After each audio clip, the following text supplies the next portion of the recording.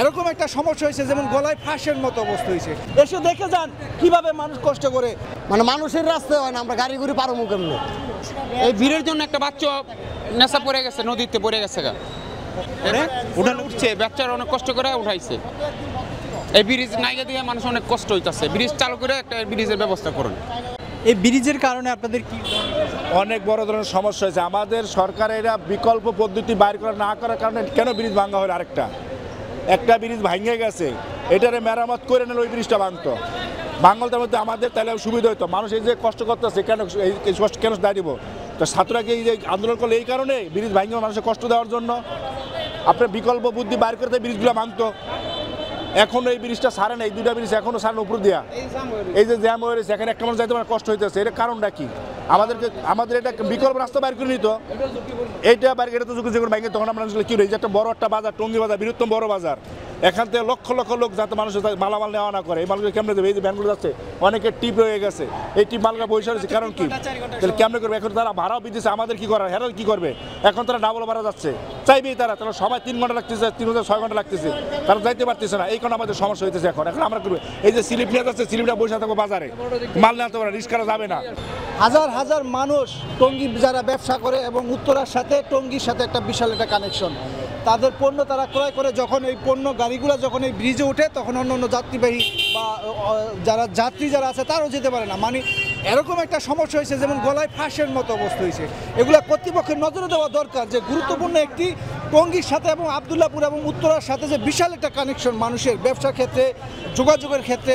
এখন সমস্যাটা দেখেন, একজন অসুস্থ মানুষ সে কীভাবে পারাপার হবে? তার হ্যাঁ, চিন্তায় বেড়ে গেছে, সন্ধ্যার পর মানুষ বেরোতে চায় না, নিরাপত্তা চায়। এটা একান্ত দরকার মানুষের দৈনন্দিন চলাফেরা করার জন্য। কর্তৃপক্ষের কাছে অনুরোধ করব যে আপনারা অতি দ্রুত ব্যবস্থা করেন, এই বেলি ব্রিজ একান্ত দরকার। যদি বেলি ব্রিজ না পারেন, বিকল্প একটা ব্যবস্থা করে সাধারণ মানুষকে মুক্তি দেন, চলাফেরা করার জন্য। অসংখ্য ধন্যবাদ। আমি আশা করব ঊর্ধ্বতন কর্তৃপক্ষের শুভ বুদ্ধি উদয় হবে। হাজার হাজার মানুষ কষ্ট করতেছে, প্রতিদিন সাফার করতেছে। এসে দেখে যান কিভাবে মানুষ কষ্ট করে, ঘন্টার পর ঘন্টা মানুষ লাইনে দাঁড়িয়ে তাদের যাতায়াত যানবাহন তারা পার করতে পারতেছে না, সাধারণ মানুষ পার হতে পারছে না।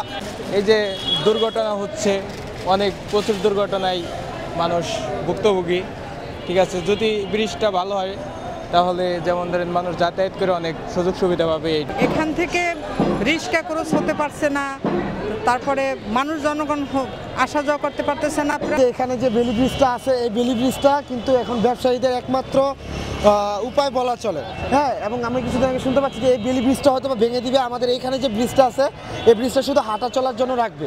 তো এটা যদি ভেঙে দেয় তাহলে আমাদের ব্যবসায়ী ভাইদের অনেক দুর্ভোগ পোহাতে হবে। তাদের কোনো জিনিসই তারা ঢাকা এনে ট্রান্সফার করতে পারবে না। যেখানে উত্তরা বিভিন্ন ব্যবসায়ী ভাইয়েরা আমাদের টঙ্গীতে আইসা বিভিন্ন জিনিসগুলো নিয়ে যায়, বিভিন্ন তরকারি কাঁচামাল, বিভিন্ন তৈলাক্ত জিনিস নিয়ে যায়, কিন্তু তারা কোনো কিছু এখানে ট্রান্সফার করতে পারবে না।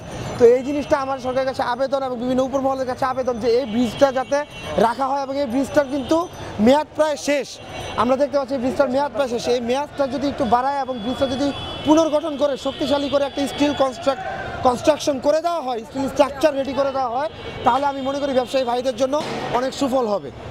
এটা যদি না রাখে আপনাদের যাতায়াতের উপায় কি? এটা যদি না রাখে আমাদের মানুষের যাতায়াত বলতে তখন আমাদের এখানে আপনার হয়তো নৌকা করে দিতে হবে। কিন্তু নৌকাতেও কিছুদিন আগে আপনারা দেখছেন, এটা ভিডিওতে দেখা গেছে যে নৌকাও পর্যন্ত প্রায় ডুবে যাওয়ার মতো অবস্থা। তো এখানে প্রায় বন্ধই হয়ে যাবে। তখন এটা হয়ে গেলে আমাদের আসলে চলাচলের বলতে গেলে আমাদের বাজারে চলাচলের আর কোনো উপায় থাকবে না। এখন তখন আমাদের ফ্লাইওভার যেতে হবে। ফ্লাইওভার তো আমাদের এই রিক্সা, ভ্যান গাড়ি এবং যেগুলো আছে এগুলো নিয়ে তো আমরা ফ্লাইওভারে উঠতে পারবো না।